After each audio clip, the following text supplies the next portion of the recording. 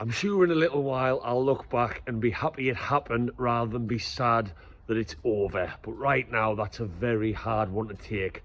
The AC Milan match vlog's coming up, Newcastle fans, so if you're curious, make sure you stick around.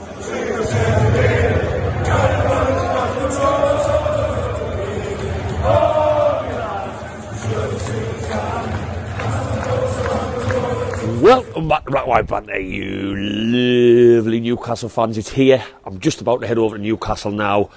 It doesn't get much bigger, does it? It does not get much bigger. I feel pumped. Let's forget about Tottenham. Let's forget about Everton. Yes, we conceded goals. Yes, we didn't play very well. But it's make or break tonight. And make or break with utter pride, regardless of what happens tonight. But it's one of them, and this is going to sound like the weirdest comparison. I can only compare it to when we've avoided relegation in the past, where West Ham, when Gutierrez kept us up that amazing day with his goal and his assist, and he took his top off, and after everything he'd been through, that was a case of leave it all out on the pitch. And Callum Wilson said it great in his interview. He did. He basically said, I'm going to give it everything and see where we get to. There is no reason to hold back. Yes, earlier in the game, I don't mean chuck the kitchen sink at them in the first 15 minutes and leave yourself open. But as this game goes on, we have nothing to lose, and there's European football potentially at stake. And yes, it's a bit up and down. We'll be checking our phones. What are Dortmund doing? What are PSG doing? But isn't that exciting? Isn't that this what being football fans about? And as I just said, I am only used to checking mobile phones on other scores inside my own team's stadium when relegation was at risk. That's how much this is amazing for me as a fan. So I'm going to get over there. I really hope the atmosphere is anything like PSG was, because that was absolutely incredible. Dortmund wasn't, for whatever reason, and I really hope that, because I think tonight, because the players are still going to be feeling the effects of Tottenham and Everton, thick and fast the fixtures, let's just hope that we can be the 12th man tonight. And I honestly believe the first 10 minutes are so important. Areas I'm worried about, I'm not going to get into it too much. There's a match preview for that. But yes, goalkeeper is a concern. Nick Pope has been incredible for us this season, particularly in the Champions League. But we work with what we've got. Let's get over to Newcastle. Let's soak it up a little bit pre-match, get inside. And fingers crossed this is one of the happiest match vlogs I can make to look back on. But regardless, what a ride it's been. How are you, lads?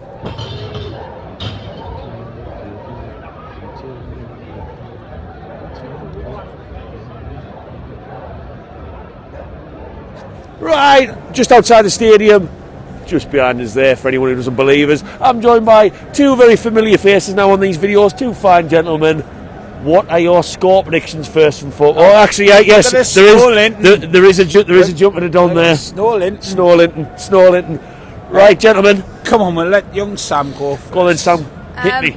I think we'll win 2-0, but we need to hope PSG lose or draw, and then we'll go through. And I think it's going to be 1-1. Do you think that's going to happen? Yeah, 1-1. I did tell you I wanted confidence before we did this video. I'm getting confidence. Who's going to score first? Now you've seen the team. If you've seen the team, I think Wilson will. I think he's going to be up for it tonight, Wilson. And yourself, Cold Dog? I put a couple of bets on. I won't tell you my stupid bets, but realistically, I think this is a 1-0 for us, if I'm honest. And I'm not going to be embarrassed after this if it's not 1-0. It's just what you feel.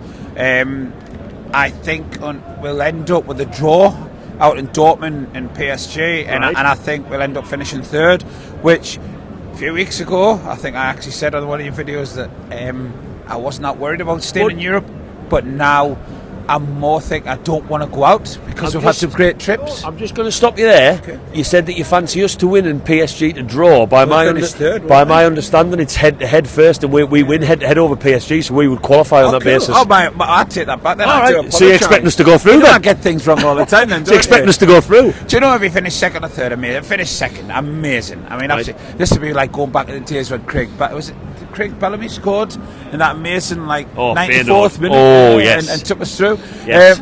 Realistically, I'd like us to really stay in this. There's a lot we've got to play for. I mean, soon we'll start talking about the game that we will want to talk about, which is coming up in the 6th of next month. What game's that? I'm not aware. They keep going on about they've got nothing to lose, but get away. Get a grip of yourselves, will you? Plenty of football first, though. Exactly. There's lots of football. I think we've got a great game coming up on Saturday, but this is just monumental. We as the fans have to do our bit tonight, Matthew. Yeah. We've really got to get behind this. Are you going to be waving that scarf? Yeah, absolutely. Whole game? Pretty much. Until the arm falls off. Jerome not fell off once before, isn't it? Waving the scarf too much. Yes, absolutely. It's a hazard. It's a hazard. What do you think tonight then, Matthew? What's your thoughts? I've gone for 3-1. I think Milan are leaky at the back. They've got injuries. Theo Hernandez, I haven't looked at their team yet. I think he was going to be playing centre back instead of left back, as he's been doing. I haven't checked whether Leao's in the team. He is. I was worried that he might be back, but I just feel like the crowd tonight, it could be one of them nights. It's a bit hard, maybe it's overhead. I'm going for one of them nights, one of them famous nights. We were out there. I'm saying famous nights, we're never in Europe. As if it's a normal thing. It is a famous night tonight, though, isn't you know what I mean? You look at it, I mean, I don't see us doing a PSG, what we do to PSG here, but I honestly do see a win. I mean, we were out in Milan. We know what it was like out there. First 10 minutes of this game's important. 100%. Very, very important. I worry about one part of our game tonight. Go then. It's goalkeeper. Yeah, 100%. I don't want to say anything against the kid, because it's proved the last 2 games he's not as good as Pope. Yeah. For them doubters of Pope must now realise how good Pope actually is. Yeah. For all his little faults he's got, he's a top class keeper. We'll get behind him tonight, but I've got 2 very positive scores there. Well, 3 included if you include myself. So fingers crossed. This is not one of them videos I edit later. And I'm like, oh god, that was a good prediction. Fingers crossed. I'll win that.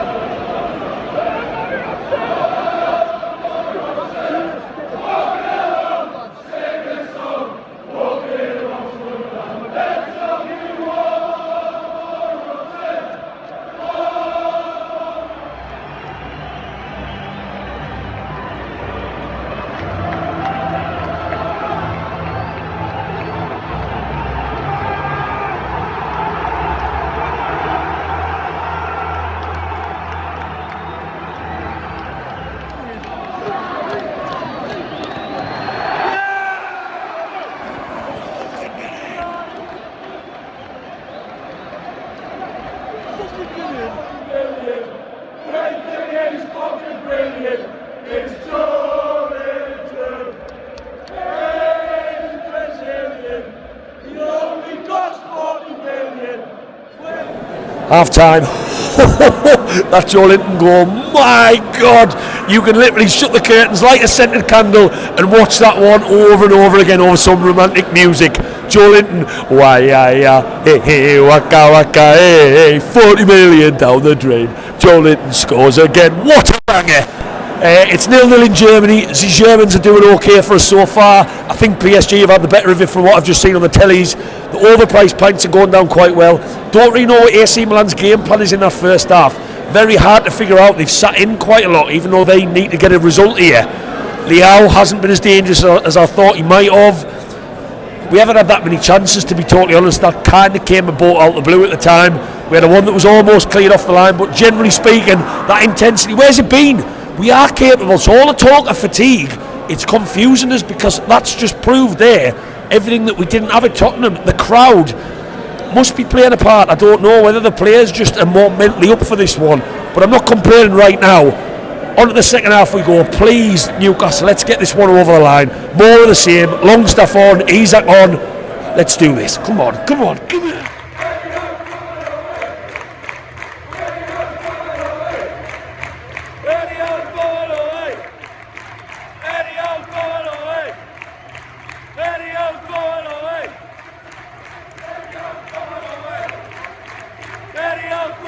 Right, I'm just joined by David, who is always nice to hear. He does already watches on YouTube, so he might be watching his own face back in the next 24 hours. David, I'm gutted. I'll be totally honest with you, I don't want to stand and speak to fans as much as I normally do, because it's a very, very difficult one, but I'd like to do it whether we win or lose. Sum that one up if you can. Well, you know what it is, we're done well to get here. So I'm proud of the team, and I'm sitting with my folks watching everyone go home, and I'm just proud to be a Geordie. Yeah. So I can say that, and I can say we got cheated with that penalty, and it happens in Europe time after time after time with English clubs. And with regards to the match tonight, I was going to say, where do you think it went wrong? We lost energy, we lost pace, we didn't have anybody to come on. I think that's about really it. Should someone have just taken a yellow card for their winning goal? Just literally take the man down, charging through the middle. Well, I should have took the red card, took him clean out, took him off. Yeah. Do you think we lacked anything tonight? I mean, I think it's fair to say we were the better side. I think Milan would admit we were the better side. We were till about the 70th minute and then we lost energy. I think. I honestly think you can't use that excuse time after time after time. It's getting a bit old. Card, isn't it? Tomorrow I'm going to listen to Talk Sport, listen to Simon Jordan Hammer and how ridiculous and Eddie Howe's going to leave. But no, I'm proud of the team, proud of the lads. It was just a roller coaster, wasn't it? We heard that PSG had scored, then it was disallowed, and then it looked a bank that we were going to get Europa League at one point, and then it's just nothing. Nothing at all. What can you do though? Hopefully, it's 5 teams, isn't it, in the Champions League? Hopefully we'll pick up and get someone in January. I said that's got to be a positive, hasn't it? And it's hard to take positives right now, but the second half of the season, you might like to think with 1 game a week, you know, FA Cup, Carabao Cup doesn't really offer many more fixtures. We might pick up in the league a bit with players coming back from injury. Well, hopefully that's a thing what we've got to look forward to, don't we? Right, I'm just joined by Michael and Luke, father and son. It's a difficult one. Where do I start with questions? It was sort of snatched away from us. Initially, what were your thoughts on that? I think, reflecting on the whole campaign, we were in a difficult group of death. I think we've stood up, except with the exception of the Dortmund games. There's a light behind you. I'm listening. Yeah, with the exception of the Dortmund games, we've gone head to head with some big teams. They were not impressive tonight, Milan, but they were last season semi-finalists, and we've stood with all that experience. We've stood toe to toe. I don't think Milan came looking for a result. They hit us with 2 or 3. I couldn't figure out their game plan the first half. It was like they were camping in, and they were wasting time when they were 1-0 down. So a really odd performance, lacked any heart, intensity. So it was a bit of a smash and grab from them. The lads looked tired. I thought when they took Gordon off, we lost that press. Isak didn't look right for me. I don't know what's wrong with Isak. He looked leggy, he looked tired. We missed Gordon's press. Longstaff's final ball wasn't quite there when he came on again, just getting back up to speed. Joe Linton was outstanding. Champions League performance. And last couple of games I think he's been outstanding. Yeah, absolutely. So yeah, it's hard to take, but I guess if it's Europa and playing difficult teams, long journeys with the injuries that we've got, or concentrating on trying to win a cup finally after all these years, then I'm not too disheartened that we didn't make the Europa, but Champions League was in our grasp, for another round. And just with that in mind, the one positive we could take maybe away moving forward, it's difficult for me to talk about positives right now. I do feel devastated. I'm not as positive as you right now. Probably going into the second half of the season, we might be able to propel up that league a little bit with matches coming back. I definitely think so. I think if other teams around us, like the likes of Villa, who are doing really well at the moment, they can easily pick up injuries as well, and then experience what we've been through, and then they'll drop off, just like we have, and then we can build on that. And who? It was a really strange game. That's why my questions are difficult to ask. Where do you think it went wrong in the second half? Yeah, as I say, I think it was just that little. We took our foot off the gas a little bit when we were 1-0 up, and then we heard that Dortmund had gone 1-0 up. To and fro, but the atmosphere was brilliant, and then I think we had a couple of chances that we didn't take. I was really surprised to see Gordon come off. I understand about energy levels, but he was pressing all the time. He was forcing mistakes. A minute before he came off, he squared it, pulled it back into the 6-yard box, and he looked sharp. I think we lost that press when Isak came on. I think Wilson wasn't getting much change out of that centre half. He looked up for it, Wilson, as well, didn't he? He was, and the way he's been talking this week, really motivated. Yeah, pumped. But the centre half matched him physically and had the pace, and I don't think he troubled him. So there was some underwhelming performances, but you kind of expect that at this level. And from a more dirty side, everyone was screaming it around me quite loudly. Should someone have taken a yellow card when he's charging through for that second goal? Should someone have just taken him out?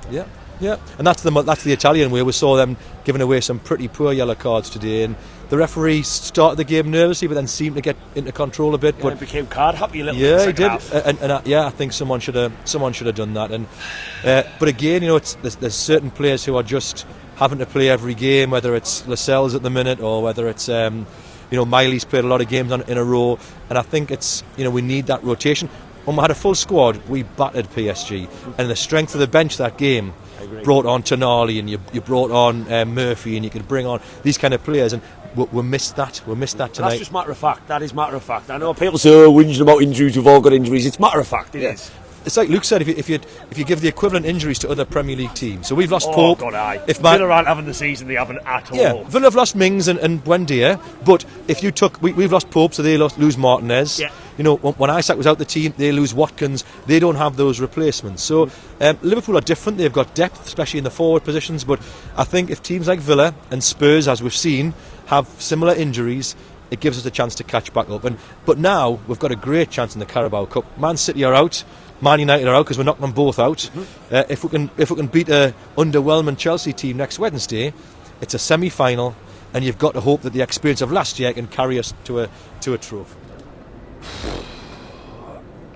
Anyone who watches my videos knows I'll never bullshit. I'll always try and call it as I see it, but also try and call it fair. And I'm just going to be honest with you on this one.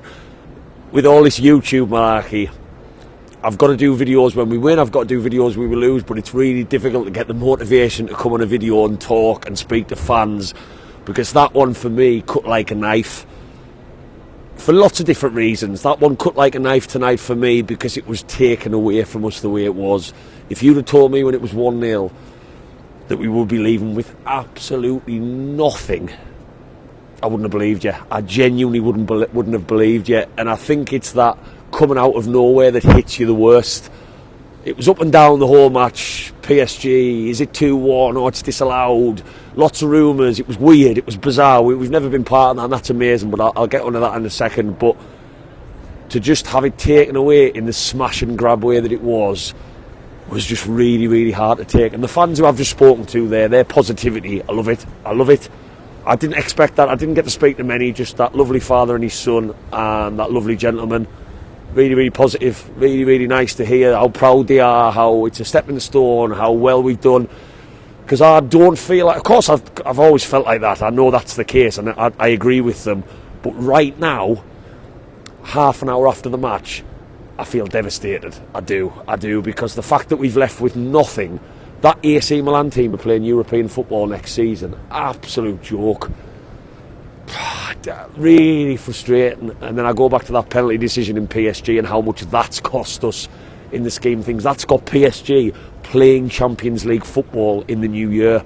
That ridiculous penalty that Mbappe put away. Where did it go wrong tonight? Was it fatigue in the last half an hour? Was it a bit of naivety? I'm not going to play the fatigue card tonight, because I think what we've proved tonight, which is a different conversation for a different day with regards to how we've played against maybe Everton and Tottenham, is that fatigue is all well and good, and yes, we've had a lot of matches, but this group of players can give that extra 20% when they need to, and maybe that's why our home form's been formidable this season in the league, because they are just stepping it up a notch at St James's Park. And yes, they had the crowd in the favour tonight. Yes, we rode that early Anthony Gordon charge down, which we wanted to really set the tone, and that happened. First half, I thought we were really good. We didn't really create very much apart from that chance that I haven't watched back, where it looks like Joe Linton cuts it back. It looked from my end like it was a goal, a banker, and somehow it didn't hit the back of the net. And then we go in, and then Joe Linton, bang, wow, what a strike.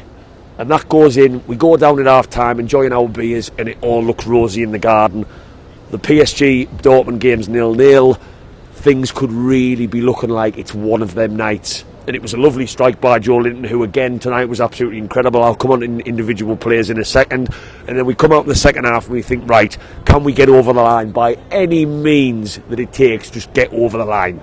That was the aim of the second half, win the football match. And things are going okay. Intensity, same intensity again. Bruno hits the post, my God. But AC Milan's goals were totally out of nowhere. I haven't seen the first one back from the set piece. That looked poor defending. We all thought it was offside. It did. I haven't watched anything back, so it's difficult for me to dissect their goals. Joe Linton's was easy enough to see. It was an absolute worldie, and I watched that one back in half time. But again, 1-1, right, let's regroup. And then we all stood in the stands and we're like, right, Europa League is looking likely still. Europa League would be marvellous. I said it from the start. Any European football out of that group of death, as we constantly get rammed down our throats, would have been nice. And we pushed and we pushed and we pushed. And I tell you what, Eddie Howe made some changes. And he brought That's nice of you, mate, thank you. Lovely little comment from that gentleman there. Nobody watches me shite. Nice night to you as well. It's nice to be nice, ladies and gents. It's nice to be nice. That gentleman down there thinks he's hilarious by shouting, nobody watches you shite. That sums up the match so far. It's nice to be nice. Sorry, totally threw us off there, as sometimes happens, because people think they are hilarious. And Isak comes on. Whatever is wrong with Isak, for me, I don't know whether Eddie Howe was maybe surprised by how he played. He shouldn't have been on that pitch. He was at the corner I sit in. He was in the corner I sit in. That's where he was, on the left-hand side, Strawberry corner. His body language was all over. He wasn't making lung busting runs. He was slow. He wasn't running for the pass. He wanted rid of. I don't know what's wrong with him. We said against Tottenham that he looked off the pace, and he did look off the pace against Tottenham. Callum Wilson started tonight, but when he came on the field and Anthony Gordon came off, something was not right with it. So in my opinion, that substitution didn't work. Lots of people around me told me Anthony Gordon maybe needed a rest. I never saw that. This is literally Champions League at stake, Europa League at stake, and he took him off. He's got 3 days to recover. Fulham on Saturday. I'm not discrediting the Premier League match against Fulham. Sorry, I'm going to have to put my arm down. I'm not discrediting the match against Fulham at all. The Premier League is still our bread and butter, but Anthony Gordon, for me, coming off was a strange one when he came off. Longstaff coming on, that makes total sense. That really, really does make total sense. And then obviously Dan Burn, I'm assuming there was an injury to Trippier. But Isak did not work, and then we go into their winning goal. Somebody take him out. Somebody take him out. I'm not going to be too critical that nobody did, but in that scenario, everyone screamed around me. Going back to when I used to play football at a very, very poor standard, sometimes you have to take a yellow card, and somebody needed to do there. Whether it was Bruno, that player needed to be brought down because it was in a dangerous position, and that's where the winning goal came from. And Shea running forward, again, this is probably me being critical because I'm so caught up in the moment straight after the match, and I do like to take my thoughts after. Fabian Shea making that run forward like he did, chasing Champions League, I guess, because at that point we were going to get Europa League. So whether the players have been instructed to go for broke because of the result in the other match, whether Eddie Howe just wanted to really push for Champions League, I don't know. But Fabian Shea, have a shot by all means, and we know Fabian Shea can hit one. The fact he's looking for a give and go, and then we out of position, and the goalkeeper can release and he can get straight on with the game, that left us short as well. And that was really, really frustrating for me. And I go back to what I said at the start. Was it fatigue? Was it naivety? There was probably a little bit of naivety there. And I'm not saying we were the makers of our own downfall. Anything can happen in football. They hit the post with Leao. We got let off with that one. That was a sitter for him to miss, and he did miss. But the fact that just a couple of decisions there in that second goal was just really frustrating, and that feels like the knife has been twisted a little bit more. Fabian Shea making that run, wanting a very unlikely, difficult give and go, not taking the yellow card when a man's running through when we short on defenders because Fabian Shea's out of position. These are little game-changing moments that are the difference between you getting a draw and losing the football match. And I think when the second goal went in, that was the stuffing taken out of us. And it's fine margins. Look at Bruno hitting the post. That looked a fantastic save by the Milan keeper. But they offered nothing tonight. They didn't. It was a smash and grab. Their fans were so quiet, which surprised me. The Milan Ultras, Jesus Christ, there was absolutely nothing ultra about them, quite the opposite. They didn't even sell all the tickets, which surprised me. I wasn't aware of that. And it's a hard one to take. Individual performances, I thought Joe Linton was absolutely incredible. 2 goals in 2 matches. He was good at Tottenham, even though everybody else was shite. And he was brilliant tonight. He is looking such a player. Really, really, really good. Callum Wilson, I thought, had that hunger, that desire. If he played like that every week, God, he is good for us. He'd be smashing in God knows how many goals. He was up for it. He was a menace. He was chasing down everything. He'd probably pull his hamstring more than we'd want him to if he played like that every week. He was a standout for me. Anthony Gordon, I thought, was good. Really dangerous, really full of energy. As for negative performance as well, I don't want to talk about that too much. I thought generally we were good tonight, but I think one area that needs talking about is Dubravka. Nick Pope, we knew he was going to be a miss. A lot of people criticised him for certain parts of the season so far. He's proven how much of a good goalkeeper he is, but it's also proven that we don't really have good enough backup there. Dubravka, for me, since he's come back in, he hasn't really made a save. He hasn't. He's conceded a lot, and not all of them were his fault. But I'm looking at that second goal, and I do need to see it back, and I know I keep repeating that, but it looks a little bit suspect, that winning goal. It does, and maybe he's just not at the races. Maybe we realise he maybe wasn't as good as he was in his last spell. I don't know. When he was our number one, I'm not sure what it is, but it's an area of concern, and I'm sure it's one Eddie Howe's looking at in January. But on to things in general, and the fans who I've just spoken to have reminded me that, my God, has this football club come a long way. And I tell you what, I'm going to look back on this campaign once I let that knife settle in my leg, and I'll pull it out and calm down a bit after that, after what feels like a devastating defeat. What a roller coaster it's been. PSG away, Dortmund away, drinks in on down the canal, drinks in the market square. Absolutely incredible, and I'm proud as punch of them, and we're so ahead of schedule. But I'll tell you what, this group of death that was rammed down our throat, we haven't done too bad, have we? The group table does not read how it should. Fourth does not tell a story. That Milan team do not deserve to be playing European football in the new year. They really, really don't. They've scored the least goals out of any other team in the competition, and we deserve just a little bit more. But my God, has it been an adventure so far. And I tell you what, that cup quarter final next Tuesday, imagine if we got to a cup semi-final, step closer to Wembley, looking back on the season at the end of the year, hypothetically, trips to Milan, trips to Dortmund, trips to PSG, and another trip to Wembley. My God, would that be a season and a half. So I'm going to try and dust myself off. Newcastle fans, try and keep the faith. Sorry if I feel it seem a little bit negative on this. It hurts. It does. The way it was snatched away from us there. The match does not tell a story. The group table doesn't tell a story. But we've tasted Champions League football again. And I tell you what, if we are sitting back at that table, we've had a taste. Now we want it. We want more. We want more. And I tell you what, it's exciting because it's not a flash in the pan. I think with this project, with this ownership, I don't think it's a flash in the pan. We've just had a lovely little taste of it. If you've liked this video, do us a favour, whack that subscribe. It goes a very long way. Sorry it's not the happiest of match vlogs, and I'll see you on the next one, because we do go again. Fulham on Saturday, cup quarter-finals to come. Because let's face it, Newcastle fans, it's not that bad supporting this beautiful old football club anymore. Keep the faith. Away the lads.